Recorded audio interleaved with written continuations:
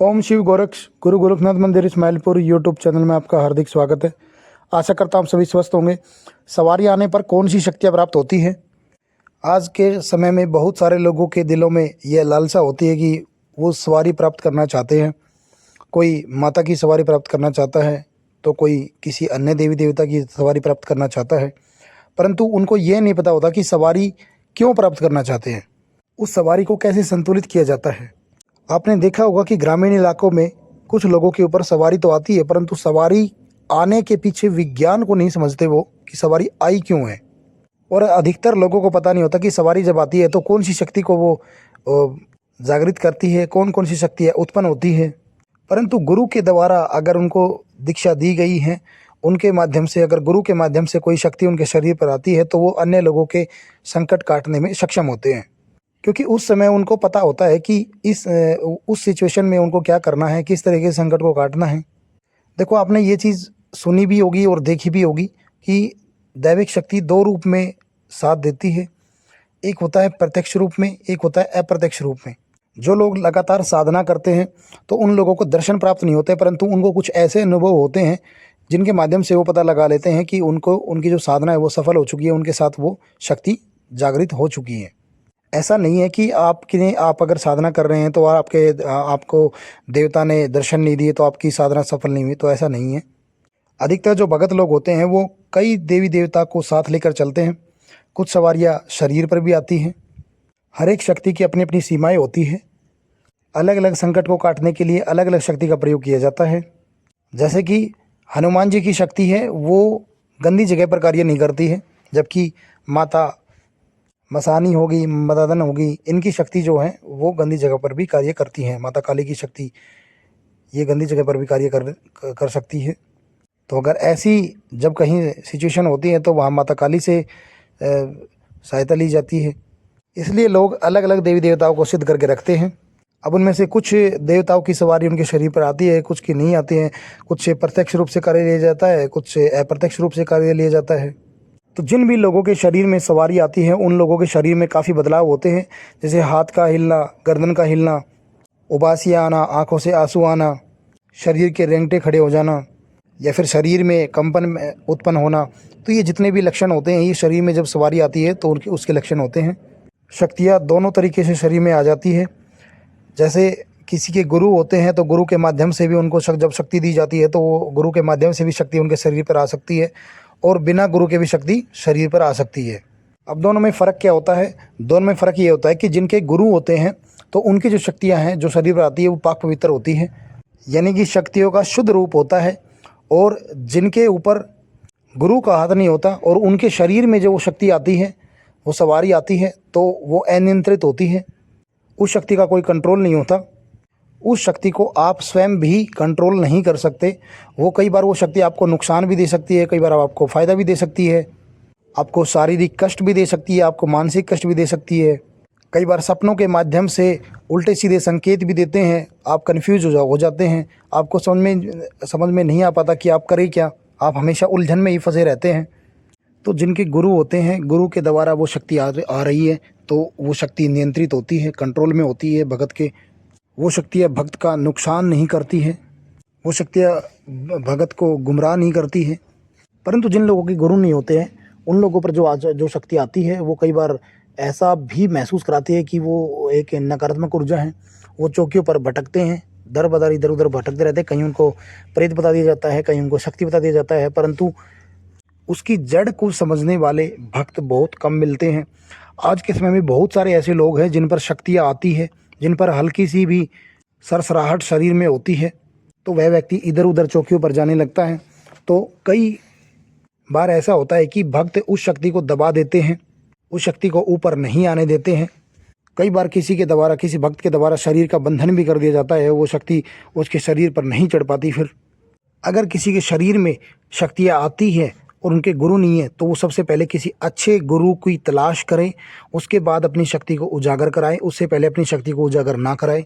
और अच्छे गुरु की तलाश कहाँ होगी? अच्छे गुरु की तलाश ऐसे नहीं होगी। अच्छे गुरु की तलाश करने के लिए आपको बहुत मेहनत करनी पड़ती है। हमने भी मेहनत की है, क्योंकि किसी अच्छे गुरु के द्वारा ही अगर आप अपनी शक्तियों को चलवाएंगे, अपनी शक्तियों को आगे शुद्ध रूप से प्रयोग में लाएंगे तो उसका एक अलग ही रंग रूप आपको देखने को मिलता है।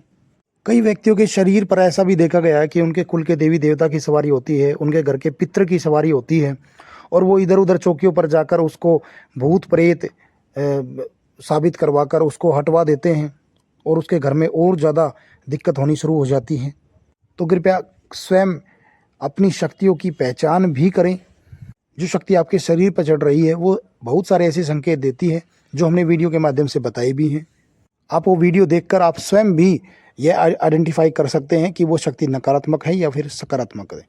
अब आपने एक चीज़ देखी होगी कि जिस तरीके से गुरु के ऊपर सवारी आती है, वो खेल कर आती है, चाहे वो सौम्य रूप से आती है, सेम उसी तरीके से शिष्य के ऊपर आती है।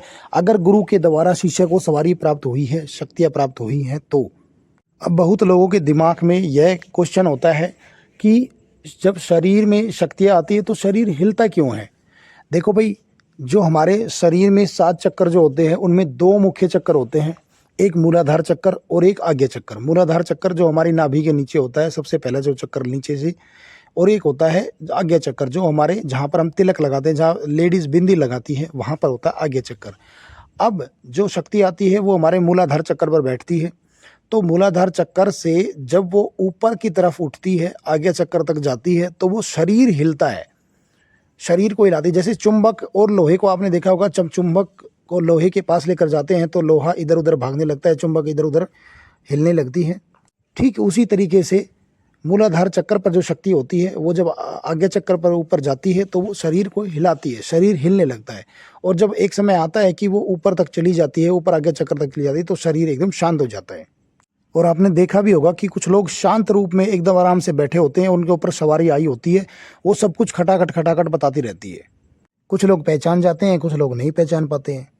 वो समय होता है जब शक्ति उनके शरीर में एकदम कण कण में, उनके ब्लड में एकदम रम जाती है।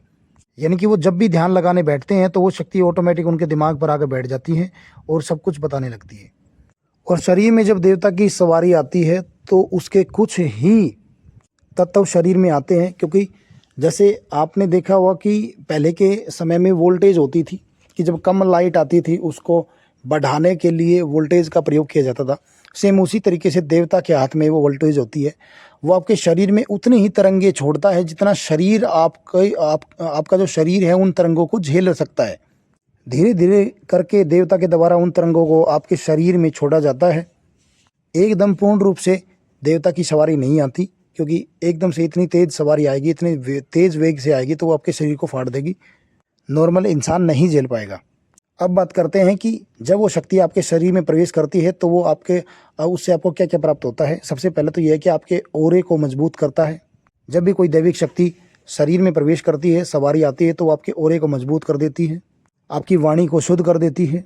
सबसे महत्वपूर्ण बात यह है कि जो व्यक्ति लगातार साधनाएं करता है, जिनके ऊपर सवारी आती है, शुद्ध रूप से आती है, उनके अंदर एक ऐसी सकारात्मक एनर्जी स्टोर हो जाती है कि आपने देखा हुआ कि जहाँ लोग दरबार लगाते हैं, जब दरबार में गद्दी पर वो भक्त बैठता है तो वहाँ पर शक्तियाँ, जो नकारात्मक शक्ति है वो ऑटोमेटिक खेलने लगती हैं, क्योंकि सकारात्मक शक्ति इतनी ज़्यादा उसके अंदर तरंगे भर देती है, इतना ज़्यादा प्रकाश उस व्यक्ति के अंदर हो जाता है कि वो जो प्रकाश है वो नकारात्मक शक्तियाँ झेल नहीं पाती, वो उस टाइम पे वो ऑटोमेटिक अपने आप उजागर हो जाती है।